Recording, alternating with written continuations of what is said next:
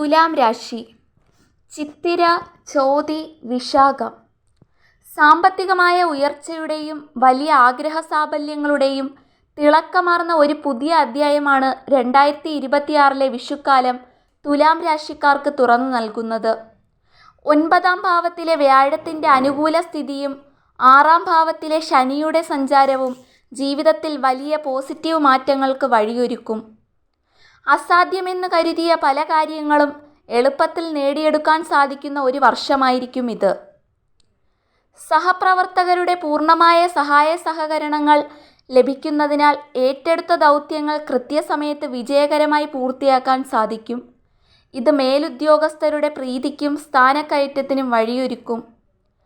വിദേശത്തേക്ക് പോകാൻ ആഗ്രഹിക്കുന്നവർക്ക് തടസ്സങ്ങൾ നീങ്ങി യാത്ര സഫലമാകും. വിദേശത്ത് ജോലി ചെയ്യുന്നവർക്ക് നിലവിലുണ്ടായിരുന്ന അനിശ്ചിതത്വങ്ങൾ മാറി സുരക്ഷിതത്വം അനുഭവപ്പെടും. വിദേശത്തോ നാട്ടിലോ ഉള്ളവർക്ക് പുതിയ ഗൃഹം സ്വന്തമാക്കാനോ ഭൂമി വാങ്ങാനോ ഉള്ള ശ്രമങ്ങൾ വിജയിക്കും.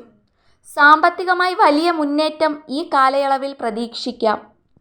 കുടുംബസമേതം പ്രധാനപ്പെട്ട പുണ്യതീർത്ഥാടന കേന്ദ്രങ്ങൾ സന്ദർശിക്കാനും വഴിപാടുകൾ നടത്താനും അവസരം ലഭിക്കും. ദീർഘകാലമായി അലട്ടിയിരുന്ന പ്രശ്നങ്ങൾ വളരെ നിഷ്പ്രയാസം പരിഹരിക്കാൻ ഈശ്വരാനുഗ്രഹം തുണയാകും. തുലാം രാശിക്കാർ ശ്രദ്ധിക്കേണ്ട കാര്യങ്ങൾ: നേട്ടങ്ങൾക്കിടയിലും ചില മേഖലകളിൽ അതീവ ജാഗ്രത ആവശ്യമാണ്. പുതിയ ബിസിനസ്സുകളിലോ സംരംഭങ്ങളിലോ പണം നിക്ഷേപിക്കുമ്പോൾ കൃത്യമായ പഠനം നടത്തണം. അല്ലാത്തപക്ഷം വലിയ ധനനഷ്ടത്തിന് സാധ്യതയുണ്ട്. നീതി ലഭിക്കുന്നതിനായി നിയമസഹായം തേടേണ്ട സാഹചര്യം വന്നേക്കാം. രേഖകൾ കൈകാര്യം ചെയ്യുമ്പോൾ ശ്രദ്ധ വേണം. ശ്വാസകോശ സംബന്ധമായ അസുഖങ്ങൾ, ഉദരരോഗങ്ങൾ, അലർജി, ഹൃദ്രോഗം എന്നിവയുള്ളവർ പ്രത്യേക കരുതൽ സ്വീകരിക്കണം. കൃത്യമായ പരിശോധനകൾ നടത്തുന്നത് ഉചിതമായിരിക്കും. വാഹനങ്ങൾ കൈകാര്യം ചെയ്യുമ്പോഴും ഇലക്ട്രിക് ഉപകരണങ്ങൾ ഉപയോഗിക്കുമ്പോഴും അതീവ ശ്രദ്ധ വേണം. വലിയ അപകടങ്ങളിൽ നിന്നും ഈശ്വരാനുഗ്രഹത്താൽ രക്ഷപ്പെടാൻ ഇടയുണ്ടെങ്കിലും മുൻകരുതൽ അത്യാവശ്യമാണ്. അതുപോലെ തന്നെ ചിത്തിര നക്ഷത്രക്കാർ. തുലാക്കൂറിൽപ്പെട്ട ചിത്തിര നക്ഷത്രക്കാർക്ക് തൊഴിലും ദാമ്പത്യത്തിലും ചില മാറ്റങ്ങൾ വരാൻ ഇടയുള്ളതിനാൽ സംയമനം പാലിക്കേണ്ടത് ആവശ്യമാണ്. പ്രത്യേക നിർദ്ദേശങ്ങളെന്ന് പറയുന്നത്: ഭക്ഷണകാര്യങ്ങളിൽ ചിലപ്പോൾ തൃപ്തിക്കുറവ് അനുഭവപ്പെടാൻ ഇടയുണ്ട്.